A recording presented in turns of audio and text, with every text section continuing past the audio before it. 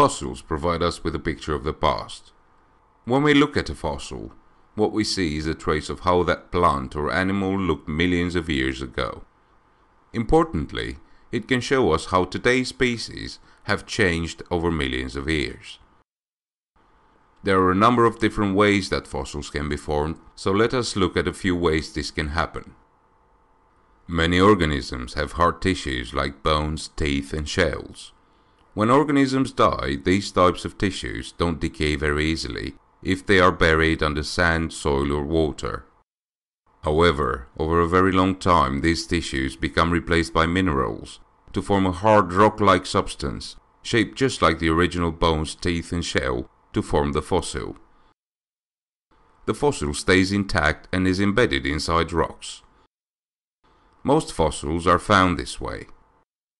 Another way that fossils can form is when a plant or animal is buried in soft material, like clay, to form casts or impressions. What happens here is that the clay hardens around the dead plant or animal. When the organism decays due to the presence of millions of decay microbes, it leaves a cast of itself.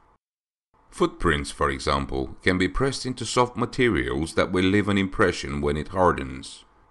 It's a bit like putting your hand in wet concrete and finding the impression of your hand when the concrete has set. It's like having hand immortality. Another way in which fossils form can be observed when whole animals and plants are found that have been preserved for thousands of years. For this to happen, the surrounding conditions must prevent decay microbes from surviving there.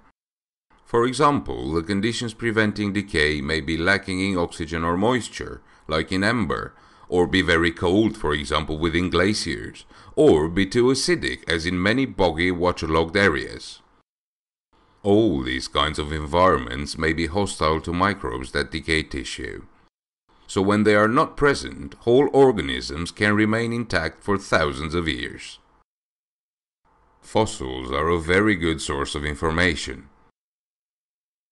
They have helped scientists to understand how life may have existed on Earth thousands of years ago. However, the fossil record is far from complete. This is because not many plants or animals actually turned into fossils at all. Most plants and animals died and decayed without ever being discovered. This makes piecing together all the information from species that lived millions of years ago very difficult.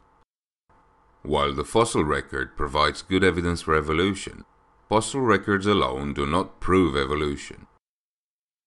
Charles Darwin and many of today's scientists provide further and other significant evidence to support the theory of evolution. Advanced technologies and future fossil discoveries may provide us with the tools to help us better understand how life on Earth existed and has evolved over vast timescales.